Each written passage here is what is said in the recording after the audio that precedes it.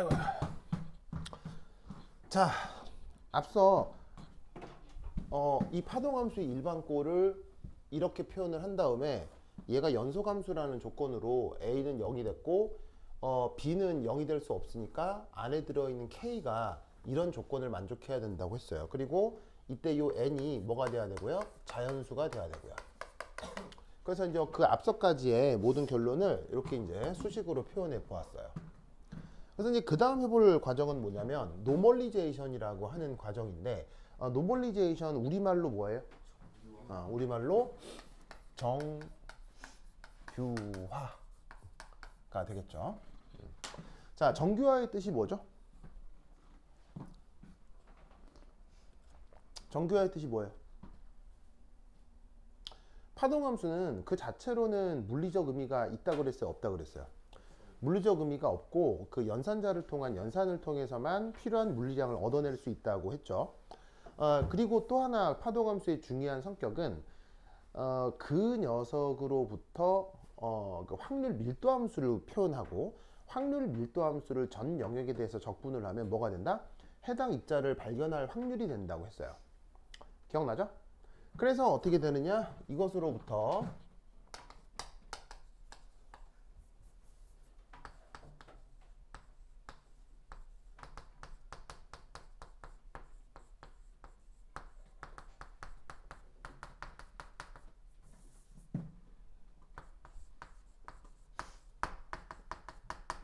요걸 한번 해볼 건데, 자, 원래 표현은 probability density 펑션이거든요. 우리말 번역이 뭐라고 그랬죠? 확률 밀도 함수라고 했지요. 자, 그러면 이때 여기에서 확률 밀도 함수는 일반적으로 어떻게 표현해요? 파동 함수의 크기의 제곱이죠. 파동 함수의 크기의 제곱. 크기라는 표현을 쓰는 이유가 뭐예요? 그냥 제곱이 아니라 왜 파동 함수는 크기라는 말을 써요? 파동 함수를 그냥, 잘 봐요. 여러분 아시겠지만 어떤 숫자를 그냥 제곱하는 거하고 그것의 크기의 제곱을 하는 건 같은 거예요? 같은 거 아니에요? 같은 거 아니죠? 같은 거 아니죠? 그러니까 그걸 인식하고 있다면 왜 파동 함수는 그냥 제곱이 아니라 크기의 제곱이라고 하냐는 거예요. 복소수 함수라서요. 일반적으로. 알겠죠? 그럼 그걸 지금 적용을 하면 어떻게 될 거냐? 요거의 크기의 제곱을 해주면 된다는 얘기죠. 알겠죠? 그럼 저거의 크기의 제곱은 이제 어떻게 표현될 거냐? b의 크기의 제곱 사인 제곱 L분의 n파이 x. 됐죠? 이런 걸로 표현이 되겠습니다. 됐죠? 자, 그래서 잘 보면 뒤에 사인 함수가 있긴 한데 안에 들어있는 n, 파이 다 실수죠. n은 자연수고 파이는 상수잖아요. L도 상수죠. 왜냐면 L은 여기서 여기까지 길이니까요. 길이가 허수일 수는 없잖아요. 그리고 주어져 있는 x도 그냥 제시되어 있는 실수축에서의 변수이기 때문에 다 실수 함수니까 이 경우는 그냥 제곱이라고 해도 크기의 제곱이 되는 거죠. 그래서 앞에 있는 상수만 크기의 제곱이라 표현을 해 둔 것입니다. 되십니까? 네. 됐죠? 자, 그럼 이때 이것으로부터 자, 이게 쉬운다.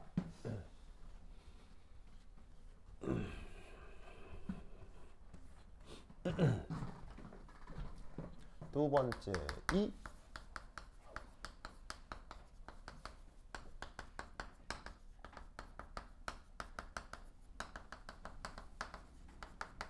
자, 입자 발견 확률 어떻게 표현해요? 바로 인티그럴 확률 밀도 함수 크기 제곱의 d 타우. 요거죠? 기억나요? d 타우가 뭐였어요? d 타우가 이게 최적소였죠. 그래서 3차원 중적분 표시가 바로 저 최적소 표현이었어요. 그래서 입자 발견 확률은 확률 밀도 함수에다가 최적소에서 3차원 중적분을 해야 입자 발견 확률이 나온다고 했어요. 자, 그런데 어차피 지금은 몇 차원이에요? 어차피 지금은 1차원 x축만 있는 거니까 3차원 중적분이 아니라 1차원 적분만 해도 되는 거죠. 그래서 이 수식이 어떻게 바뀌느냐, 지금은 인티그럴 파이 제곱의 dx 이렇게만 바뀌는 거지. 됐죠? 자, 그럼 이때 얘를 다시 써주면 인티그럴 하고 얘가 지금 어디 있어? 여기 있잖아? 그러면 저 같은 경우는 이렇게 하고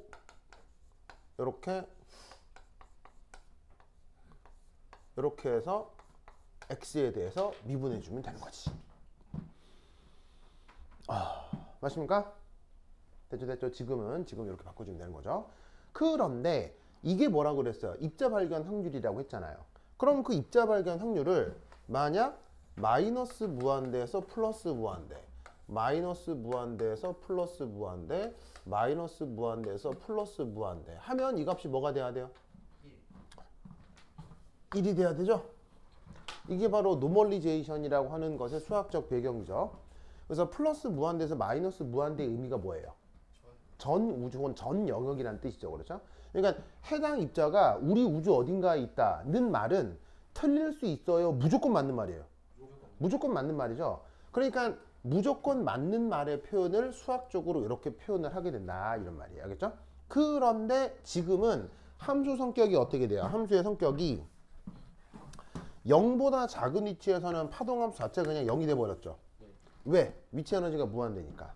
L보다 큰 쪽도 파동함수 자체가 뭐가 돼요? 0이 되죠. 그럼 아시다시피 적분을 하는데 0은 적분해야 뭐가 되는 거예요? 0은 적분해봤자 0밖에 안 되죠. 그래서 이때 얘는 적분 구간을 이렇게 재조정할 수 있어요.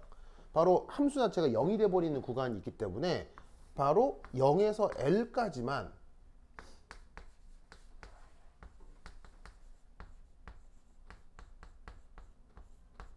얘를 적분해주면 된다, 이런 얘기죠.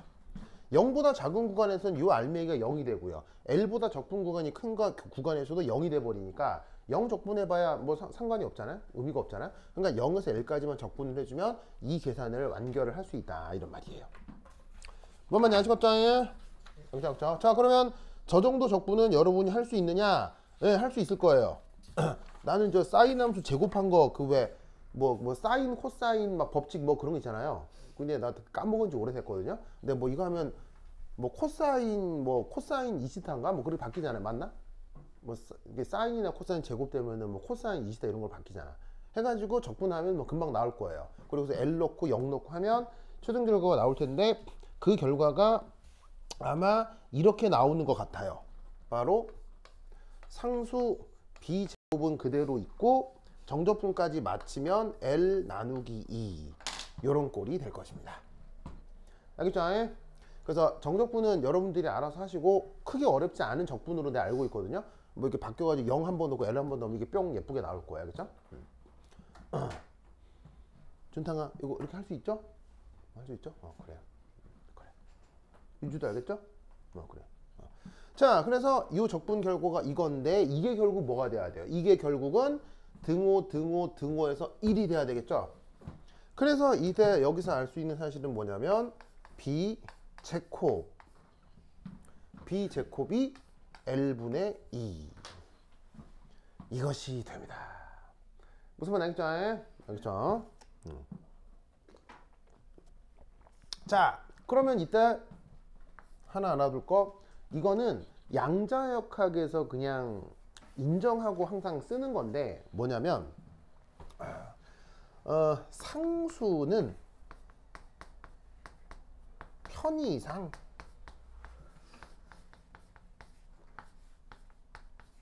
양의 실수로 사용을 합니다.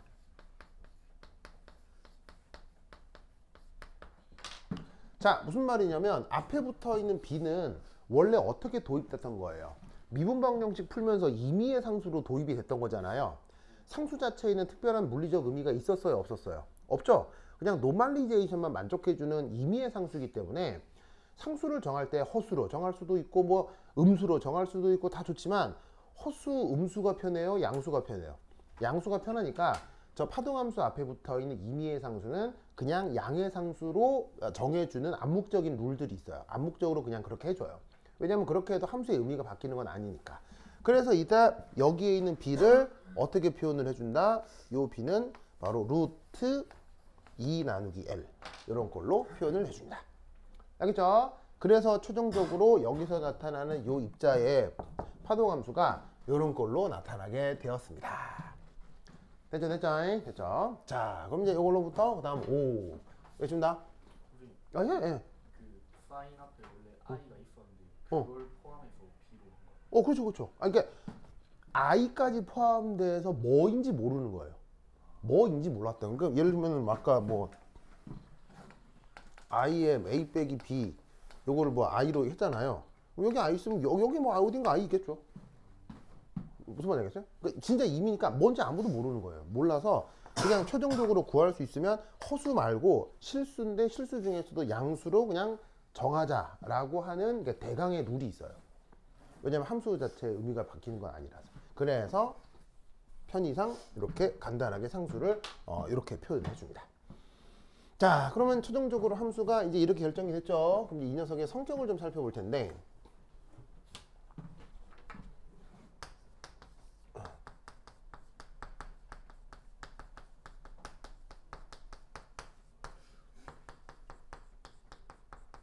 자, 최종적으로 구한 건 얘가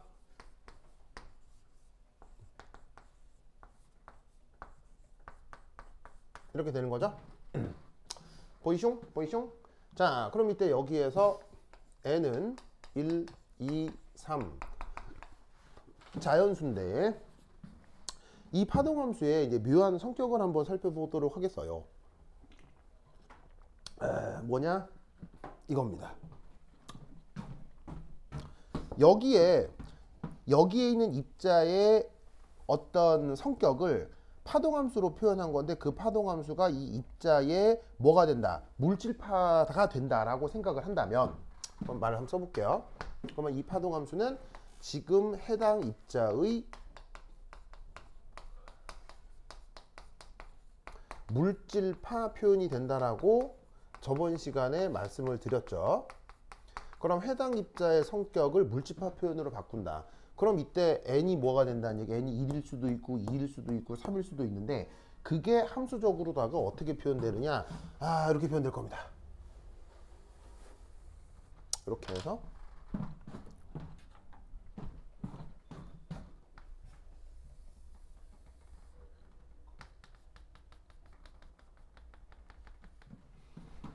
짜잔. 이게 어떤 경우냐면 저기서 규정해 놓은 n이 1일 때 그럼 n 자리에다가 1을 넣으면 함수꼴이 sin l분의 파이 x가 되잖아요.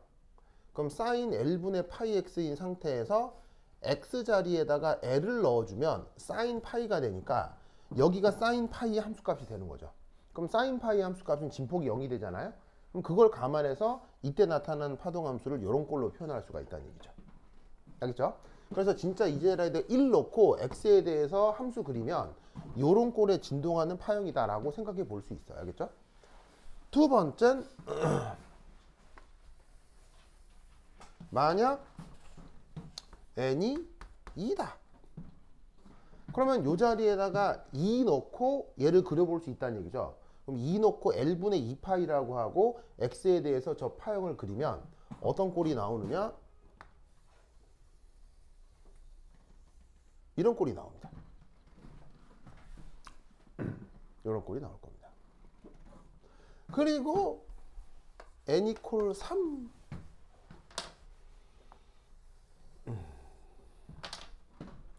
그럼 여기에 3 넣으면 l분의 3파이 x일 텐데 역시나 0에서 l까지 x 변화시키고 그래프 그리면 어떤 결과가 나타나느냐?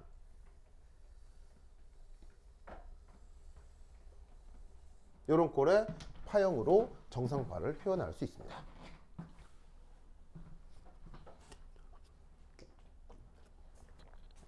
그래서 이때 여기서 어떤 생각을 또 추가적으로 할 수 있냐면 그 물질파가 요 영역에서 무엇을 이룬다라고 생각하면 되겠어요? 밑줄에 뭐예요? 저 물질파가 저 0에서 L 사이 영역에서 무엇을 형성해요? 바로 스탠딩 웨이브를 형성하겠죠. 우리말 번역 정상파. 함수의 개형이 정해져 있기 때문에 여기서 나타난 함수는 이거이거나 요거이거나 요거이거나 이렇게 딱 고정이 되는 거예요. 어디로 도망갈 수가 없어요. 왜 도망 못 가요? 얘는 이 웨이브는 바깥쪽으로 도망갈 수가 없어요. 왜 못 가요? 이 웨이브는 바깥쪽으로 도망갈 수가 없어요. 왜 못 가요? 위치 에너지가 무한대니까요. 그래서 위치 에너지 무한대니까 얘는 바깥쪽으로 빠져나올 수가 없는 거예요. 그래서 이 안에서 요렇게거나 요렇게거나 요 개형을 그냥 그대로 딱 유지하고 있는 거게 되는 거죠. 알겠죠? 그리고 이제 또 하나 재밌는 거 3. 노드가 나타납니다. 노드 우리말로 뭐라고 번역하죠? 마디라고 번역하죠. 마디의 뜻이 뭐예요? 마디의 뜻이 뭐예요? 마디의 뜻이 뭐예요? 바로 진폭이 0인 조건을 마디라고 하죠. 우리말로 마디, 영어 표현으로 노드. 그러면 어디가 지금 마디인 거예요? 예를 들면 이런 조건, 이런 조건, 이런 조건 보이시죠? 그래서 이런 표현들이 바로 마디입니다. 그리고 여기서 알 수 있는 사실은 뭐냐면 마디가 많아질수록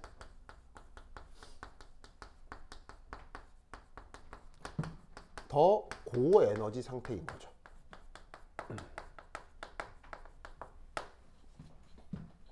그리고 마디의 개수는 몇 개입니까? 바로 마디 개수가 n 빼기 1개인 거 아시겠어요? 자, 여기 마디 몇 개 생겼어요? 하나 생겼죠? 그때 n이 2죠? 마디가 2개 생겼죠? 그때 n이 3이죠? 그러면 이런 걸 일반화하면 이 경우 마디 개수는 n 빼기 1개가 됩니다. 저 파티클 이너 박스에서도요. 아시겠죠? 예? 되십니까? 됐죠? 자, 그 다음 주제 여기 줄게요. 여기 준다. 여기 준다. 8.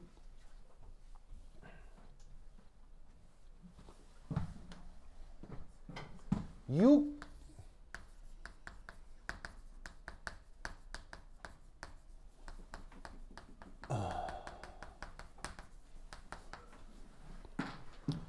이 역학적 에너지는 사실 저번 시간에 했습니다.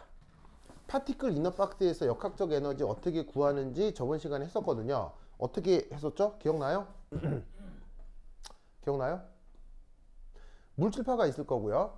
그 물질파로부터 구할 수 있는 운동량이 있겠죠. 운동량 제곱해서 운동 에너지 구해 가지고는 역학적 에너지를 구했었거든요. 그거 저번 시간에 했었습니다.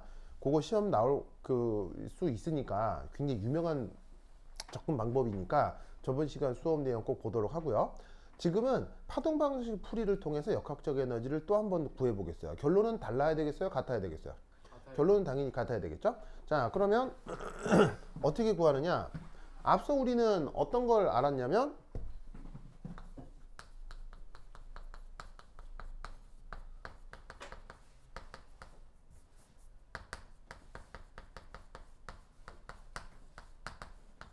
자, 우선 첫 번째 K 라고 하는 부분이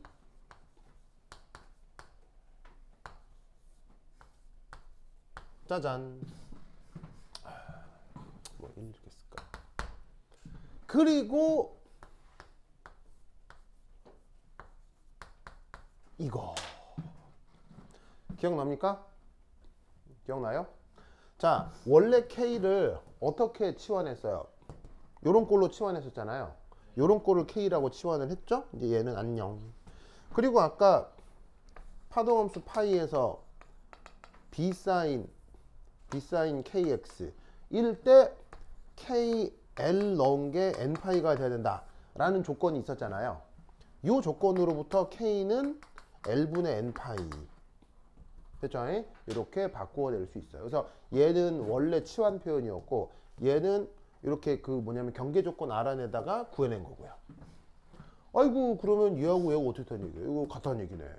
그럼 이거 어떻게 하면 되겠어요? 양변 제곱하면 여기에 있는 이것이 우리가 지금 구하려고 하는 원래의 역학적 에너지 상태가 된다 이런 얘기죠. 맞습니까? 그러면 여기서 제 구하면 어떻게 되느냐? 그 유명한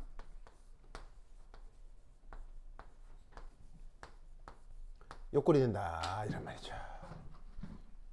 됐습니까? 별거 아닙니다. 이거 탁탁 제곱해가지고는 양변 풀어내면 됩니다.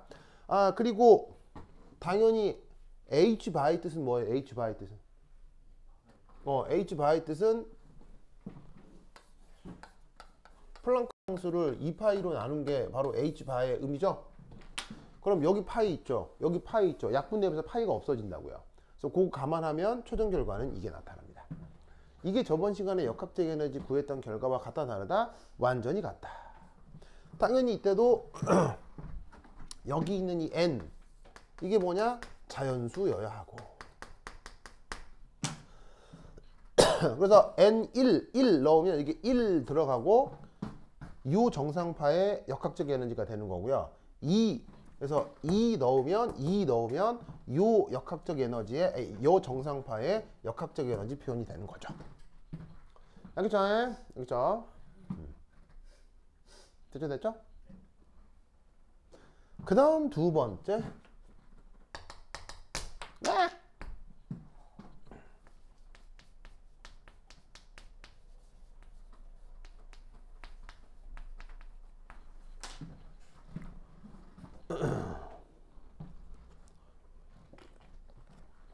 자, 그 다음은 뭘 해볼 거냐면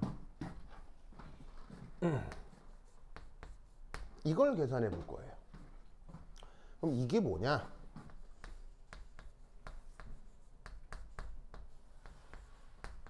이거예요.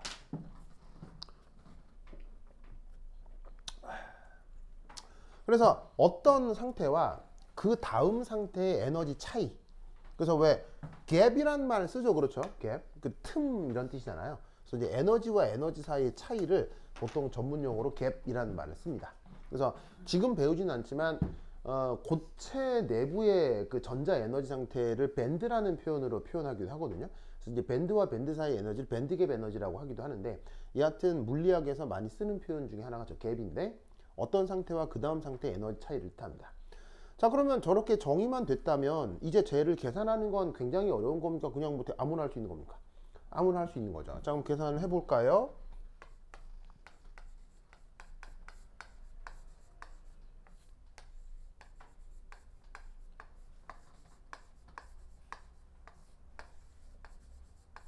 짜잔. 이걸 하라는 얘기잖아요. 그죠? 맞습니까? 이걸 하라는 얘기죠. 그렇다면 이때 얘는 어떻게 될 거냐?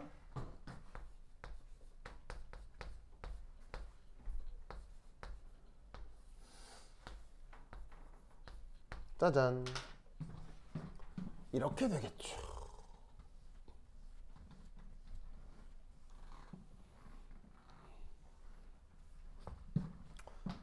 됐어요?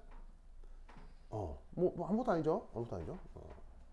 그럼 여기서 우리는 어떤 생각을 할 수 있느냐? 이런 생각을 할 수 있습니다. 첫 번째, 이 갭은 커지겠네요. 뭐 할 때?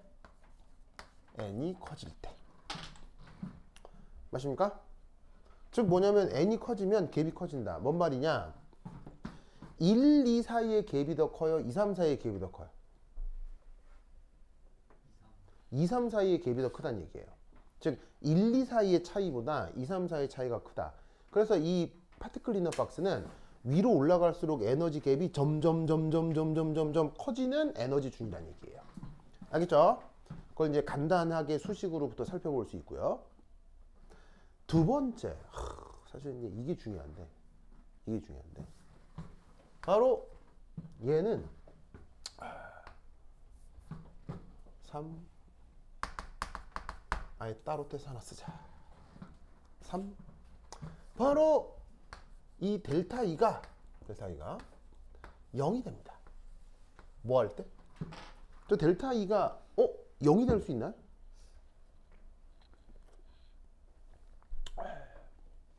델타 E가 0이 될 수 있나요? 같을 때 N이 엄청 N이 뭐라고? N이 무한대. 오, 바로 이거일 때. 이게 제일 중요합니다. 가장 중요합니다. 저게 가장 중요합니다. 자, 요게 갭 에너지고요. L이 분모에 있기 때문에 이게 뎁다 커진다. 그럼 뎁다 커져도 N이 뎁다 커져도 얘가 뎁다 커지면 0이 된다는 얘기죠. 왜냐하면 N은 1승에 비례하는데 L은 제곱에 비례하기 때문에 N이 무한대가 돼도 L이 무한대가 되면 0 되는 거 맞죠? 무슨 말인지 알겠어요? 이게 왜 중요할까요? 저게 무슨 의미일까요? 저기서 양자역학의 모든 의미가 저기서 나오는 거예요. 양자역학을 왜 우리가 다뤄야 하느냐? 그럼 잘 봐. 여러분들의 삶 속에서 양자역학을 발견할 수 있나요? 네. 생각해보자. 여러분의 삶 속에서 고전역학을 발견할 수 있나요?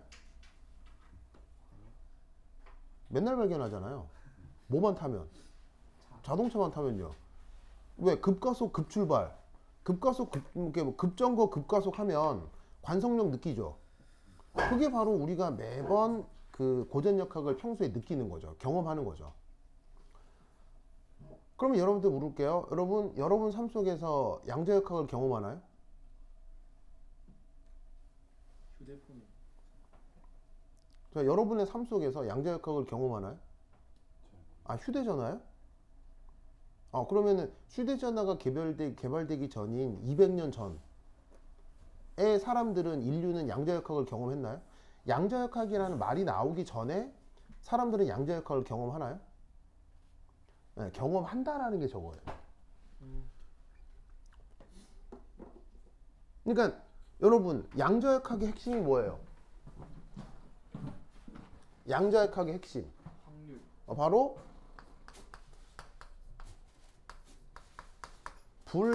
불연속적 에너지 상태. 이게 양자역학의 핵심이잖아요. 그런데 우리의 삶에서 에너지 상태는 연속이에요, 불연속이에요? 우리 인생의 삶에서 에너지적 상태는 연속이에요, 불연속이에요? 연속이에요, 불연속이에요? 잘 모르겠어요? 연속 아니에요? 연속이에요? 자, 그 www movie.com이라고 하는 사이트가 있거든요. 도메인 되게 세죠. 네, 뭐 얼마나 뭐냐면 오타쿠들이 모여 있으면 도메인 이름도 movie.com이겠어요. 전 세계에서 가장 큰 그 영화 관련 사이트거든요. 여기가 가면 전 세계 영화 감독, 그 다음에 영화 배우, 뭐 스텝, 그 다음에 일반인 그냥 관람객들까지 내가 원하기만 하면 들어갈 수 있는 사이트라 여기 가입자 수가 뭐 어마어마할걸요. 뭐 수십억 명 될 거예요. 왜냐면 전 세계 영화 좋아하는 사람들 별로 없어요. 뭐 엄청 많아요. 그래서 이 무비닷컴에서 항상 정하는 게 뭐가 있냐면 죽기 전 봐야 할 영화 1000편을 매년 업데이트해요. 매년. 죽기 전엔 이건 보고 죽어라 하는 영화들이 있어요.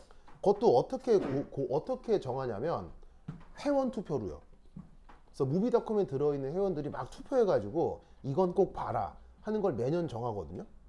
사실 그 이렇게 지성인이라면 사실 이 정도는 봐줘야 되는 게 맞죠. 뭔 말인지 알겠어요? 왜냐면 이거는 특정 개인의 의견이겠어요. 진짜 아주 보편적인 인류 보편적인 의견일 수도 있는 거예요. 굉장히 인류 보편적인 의견일 수도 있는 거죠. 그러니까 나 말고 다른 사람들도 중요하게 생각한다고 하는 가치를 나도 한번 보는 것까지는 필요하지 않을까? 해서 여기 들어있는 영화는 사실 좋은 영화들이겠어요? 별로 안 좋은 영화들이겠어요? 충분히 볼만한 영화라고 평가할 수도 있다 이런 얘기지. 이때 기생충 들어있겠어요? 안 들어있겠어요? 여기에? 당연히 들어있죠. 이런 영화들이 여기 들어가 있는 거야. 알겠어요?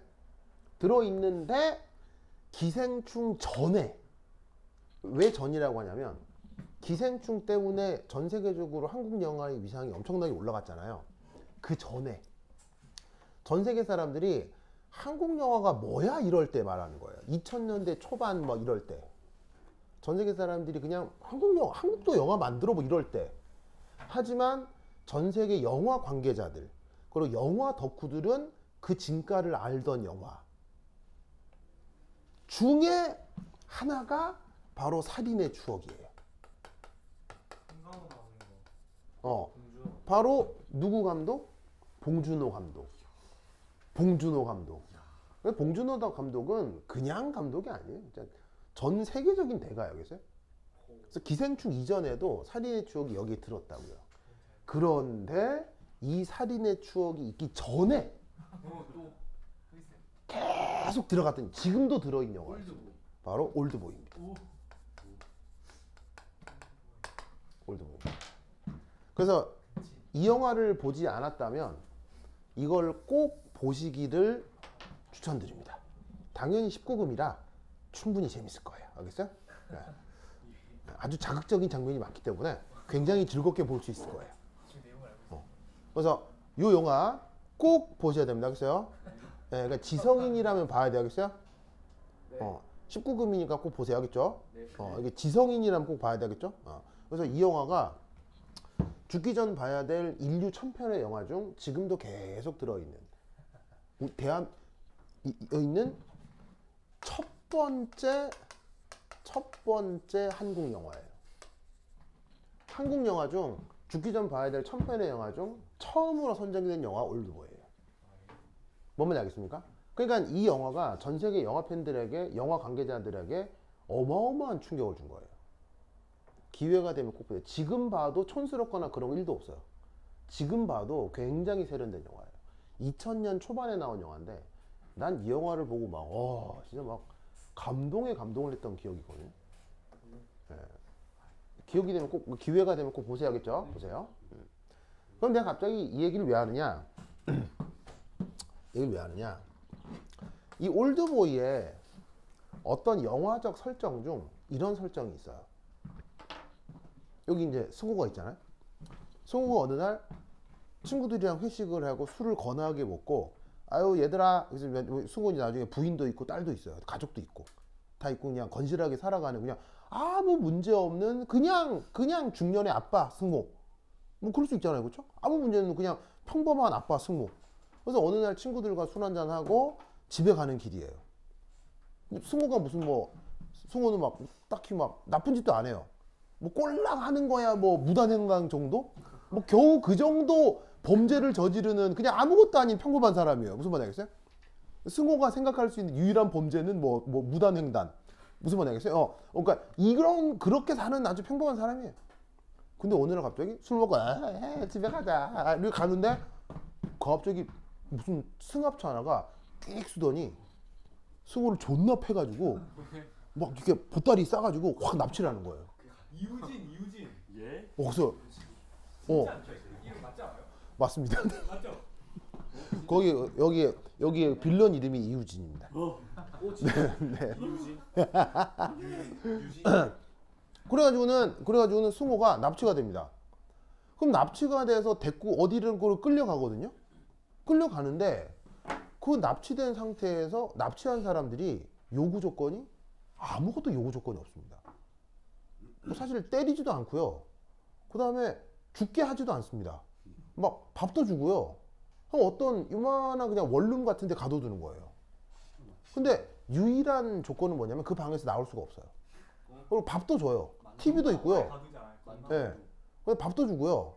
그리고 그런 식으로 이유도 말해주지 않고 그런 식으로 15년 동안을 가둬둡니다. 15년을. 그래서 생각해봐. 이만한 원룸에 여러분 15년 동안 갇혀있으면 기분이 좋겠어요? 나쁘겠어요? 나쁘겠죠. 그래서 승호는 거기서 여러 번의 자살 시도까지 합니다. 정신이 미쳐가지고. 그럼 자살 시도하면 어떻게 하는 줄 아세요? 또 막 들어와서 살려내요. 또 막 무슨 자살 시도해서 피 질질 흘리고 있으면 아이고 또 이러시네 하고 막 CPR 해가지고 막 수혈해가지고 살려놓고 막 무슨 말 죽지도 못해 그러면 무슨 말이야. 자살도 안 돼. 죽으려고 하면 다 CCTV로 막 감시를 해가지고는 와가지고 다 치료도 해주고 해서 죽지도 못하고. 그러면 나를 왜 여기에 가뒀어요? 라고 하면 대답도 안 해주고 막 깽판 쳐도 깽판 치면 묶어만 둘 뿐이지 때리지도 않고 막 무슨 말 하겠어요?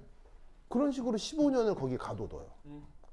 근데 놀라운 건 15년 되던 어떤 타이밍에 갑자기 수면가스로 승호를 퍽 자게 한 다음에 갑자기 15년 만에 승호를 풀어주는 거예요. 이유 없어요. 이유 없어요. 그러면 여러분이 이 상황이라면 여러분은 뭐가 제일 궁금하겠어요? 왜 가뒀는지가 궁금할 거 아니에요. 왜 가뒀는지가 궁금할 거 아니에요. 그리고 승호는 우진이가 가뒀는지도 몰라요. 그건 누가 가뒀는지도 몰라요. 누가 가뒀는지도 모르고 뭐냐면은 승호는 왜 갇혔는지도 몰라요. 그런데 우진이에게 중요한 건 뭐냐면요. 왜 15년 만에 풀어졌는지가 우진이에겐 중요한 거였어요. 얘는 왜 갇혔냐가 중요하겠지만 이 일을 계획한 우진이는 왜 이 타이밍에 풀어졌느냐가 우진이에겐 더 중요한 문제였어요. 그게 소재가 되는 영화예요. 굉장합니다. 기회가 되면 꼭 보세요. 영화는 진짜 영화는 쇼킹 방킹하게 흘러갑니다. 네, 꼭 보세요. 그리고 유튜브 짤로 좀 보지 마세요. 그 축약판 있잖아요. 그거 보지 마. 좀 풀로 다 봐. 그래야 그 감동이 온다고. 알겠죠? 풀로 봐. 그래서 이거는 워낙 유명한 영화라 다 어딘가에 떠 있기 때문에 쉽게 볼 수 있어요. 알겠어요? 꼭 보세요. 알겠죠? 정말 영화사의 길이 남을 명장면들이 막 어마어마한 영화입니다. 그래서 지성인이라면 꼭 봐야 되는 영화입니다. 알겠죠? 여하튼. 그러면 내가 이 얘기를 왜 했느냐? 잘 봐요. 승호야? 네? 앞으로 승호를 가둘 거야. 네. 9평 원룸에. 몇 년 동안?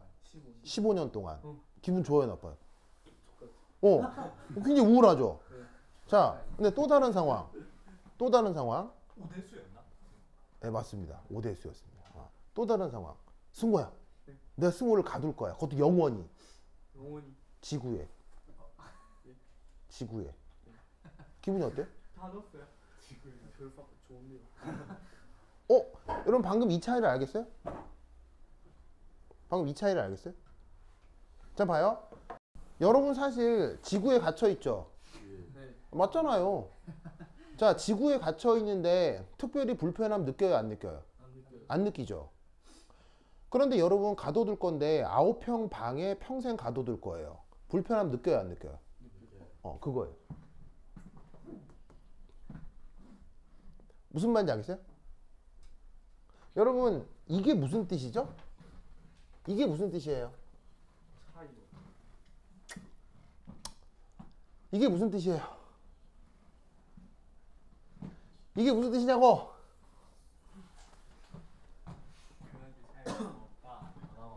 저게 무슨 뜻이냐고? 같은 에너지 중에 있다. 이게 수학을 백날 배워도 소용이 없다니까요. 뭐라고? 자, 이게 델타 E가 원래 뭐냐고. 델타 E가 뭐냐면 어떤 에너지 상태와 그 바로 윗단계의 에너지 차이가 델타 E잖아요. 근데 그게 0으로 수렴한대요. 이게 무슨 말이냐고요. 에너지가 일정한. 거의 차이가 없다. 에너지 보존. 그러니까 수학을 백날 배우고 뭘 하냐고. 이런 의미도 말 못하면서. 저 누구냐? 유주야? 이게 무슨 의미야? 아 그래? 유주 뒤에 우리 오빠 이름이? K빈. 어? 뭐라고? K빈. 아 K빈이요? 알라빈. 알라빈이요? 호이빈. 알라빈이 뭐야? 알라. 호이빈. 호이자빈이요? 호이자빈. 강빈입니다. 아 강빈이 맞다 강빈이. 이름 적어야 되겠다. 여기 이름 좀 적어주세요. 여기 이름 좀 쭉 적어주세요. 자 이게 무슨 의미냐? 봐봐. 이거 어떤 n이라는 에너지 상태 n 플러스 2는 그 윗단계예요, 그 아랫단계예요. n 플러스 2는 그 윗단계잖아요. 네. 그럼 요것과 요거 사이의 차이를 뭐라고 하는 거야? 델타 E라고 하는 거잖아. 네. 근데 이게 델타 E가 크다는 얘기야, 델타 E가 작다는 얘기야. 델타 E가 작다 못해 델타가 뭐가 된다는 거야? 0으로 수렴한다는 얘기 아니야. 이게 뭘 뜻하냐고.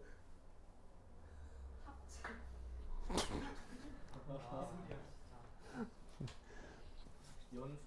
정답! 연속적 에너지요.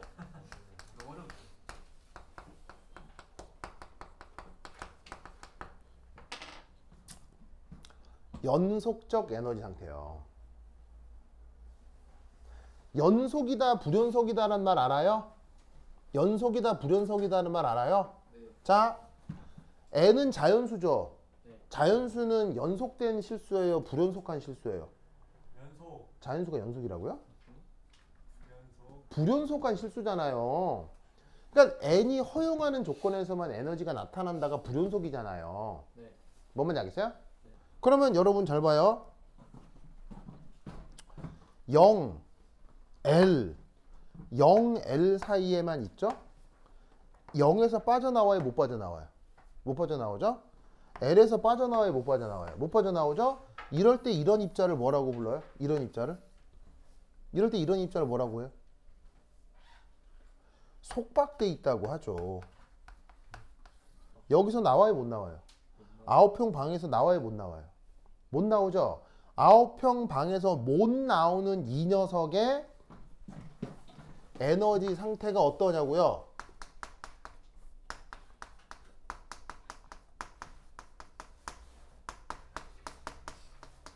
그게 불연속이라고요. 불연속적인 에너지 상태는 어디서 관찰되는 거라고요? 속박. 속박돼 있을 때요. 그러면 어디에 속박돼 있을 수 있느냐? 자, 수소 원자에서, 자, 수소 원자를 머릿속으로 떠올려 봅시다. 수소 원자에서 전자는 어디에 속박돼 있어요? 계속. 수소 원자에서 전자는 누구에게 속박돼 있어요? 원자 핵에 속박돼 있잖아요. 정전기적 인력으로 엮여서. 그럼 여러분 봐봐요. 보호 모델에서 그 에너지 준이 어떻게 표현돼요? 마이너스 n제곱에 hcr z제곱. 요 수식 기억나죠? 시험도 여러 번 쳤을 테니까. 이거 뭐예요? 자연수죠? 자연수란 얘기는 연속이란 얘기예요? 불연속이란 얘기예요? 불연속이요. 왜 에너지가 불연속이냐?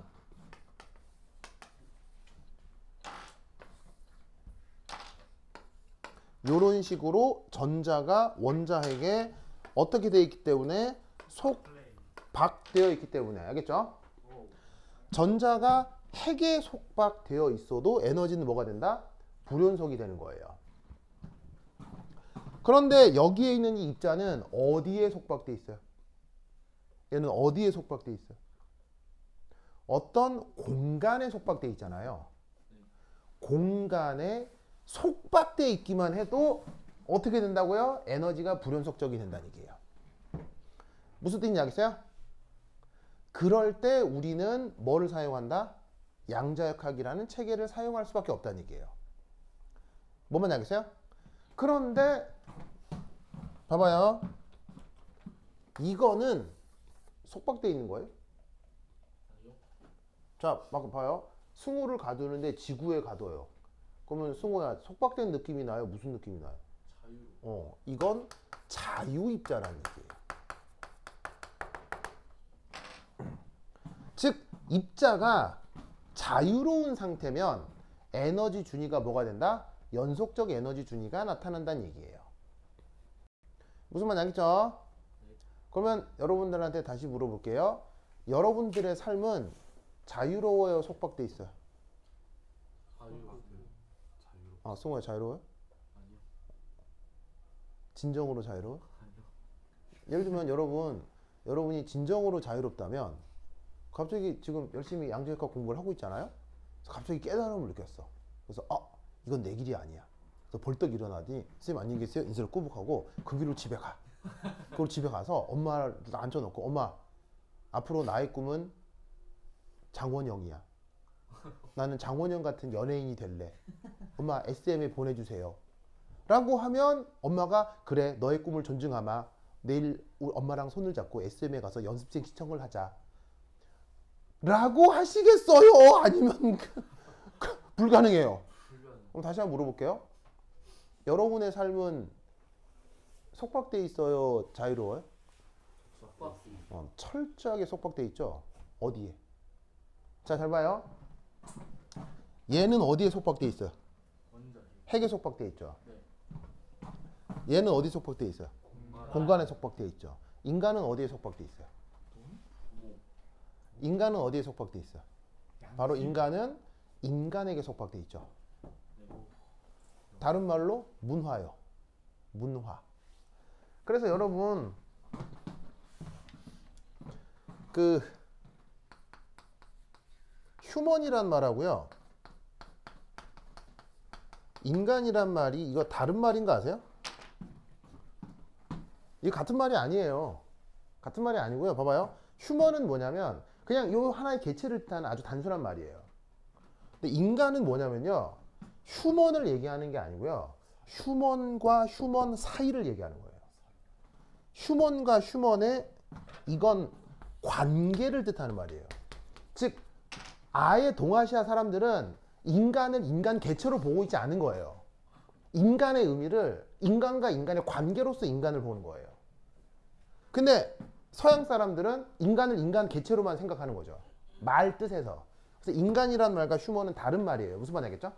근데 이제 번역을 그냥 인간하면 휴먼 인간으로 번역하죠. 무슨 말인지 알겠죠? 알겠죠? 그러니까 사람은 철저하게 자유로워요? 철저하게 속박돼 있어요? 속박돼 있는 거예요. 어디에? 인간관계와 문화에. 그러니까 여러분의 행동은 연속적이에요? 불연속적이에요? 철저하게 불연속이죠. 예를 들면 갑자기 길거리 지나가는데 이 사람 마음에 안 들어요. 만약에 내가 철저하게 자연스럽다. 그럼 어제 자유스럽다. 연속적이에요. 내 행동이 연속적. 그럼 어떻게 하면 돼요? 오씨 마음에 안 드네. 칼로 막 찔러 죽여 막. 있어요? 이게 진정으로 자유로운 상태인 거예요. 그래도 아무런 제재를 받지 않을 때. 근데 여러분 길 가다가 아무 막 사람 때려 죽이면은 제재 받아요, 안 받아요? 큰일 나죠, 큰일. 왜? 우리는 휴먼이 아니라 우리는 인간이기 때문이에요. 뭔 말인지 알겠죠? 그러니 여러분 삶 속에 양자역학이 있어요, 없어요? 철저하게 있는 거예요. 철저하게. 그러니까 고전역학은 어디 쓰는 거예요? 고전역학은 언제 쓰는 거예요? 연속적 에너지 준위는 언제 생각하는 거예요? 자유입자. 알겠어요? 자유입자. 양자역학은 언제 쓰는 거예요? 저런 식의 속박된 입자. 알겠죠?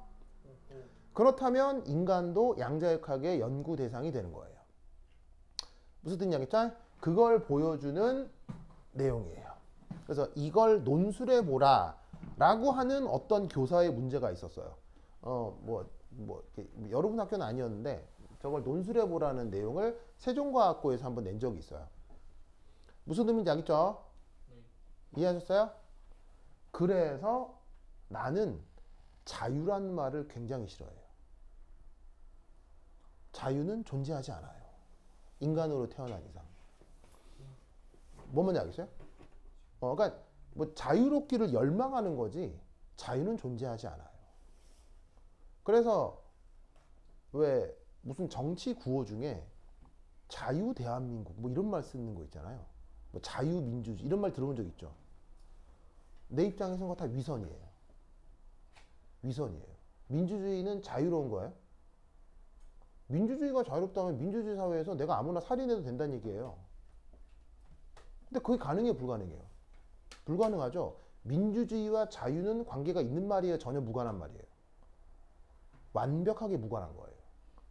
공산주의 사회에 살아도 사회주의에 살아도 민주주의 사회에 살아도 인간은 자유로울 수 없어요. 그 사회에 속박되어 있는 거예요. 그러니까 자유민주주의 굉장히 위선적인 말이에요. 혹은 어떤 정치적 의도가 있는 말이에요. 그래서 자유민주주의 어쩌고 저쩌고 이렇게 얘기하는 사람들의 말을 난 절대 믿지 않아요. 그리고 그런 얘기하는 사람들을 나는 100% 사기꾼이라고 생각해요. 100% 사기꾼이에요. 그런 말 하는 사람들은. 다른 의도가 있거나. 그것의 바탕이 요거예요. 알겠죠? 알겠죠? 그래서 요런 아이디어가 있다라는 걸 꼭 기억해 두시기 바랍니다. 알겠죠? 요게 이제 연장선상에 뭐가 있다? 바로 수소원자 모델이 있고 그거부터 다음 시간에 해보도록 하겠어요. 내가 자꾸 얘기하는데 뭐야 꼭 인터넷으로 강의 좀 봐요. 알겠죠? 네. 보고 그 다음에 요 파티클 이너 박스 요거 말고 이후 내용이 있거든요. 왜냐면 지금 이거는 몇 차원이요? 1차원이잖아요. 그럼 2차원, 3차원 파티클 이너 박스도 있거든요. 그 얘기는 이따 5시 반 수업에서 할 테니까 그거 꼭 봐두시기 바랍니다. 알겠죠? 오케이? 됐다. 그럼 여기까지. 다음 시간에 만나요. 안녕. 오. 스고이. 오. 둘, 셋, 넷, 다, 여섯, 여덟, 아홉, 열, 열둘, 열셋, 열넷. 아, 많이 좋았다. 하나, 둘, 셋, 넷, 일곱, 여덟, 아홉, 열, 하나, 둘, 셋. 오케이.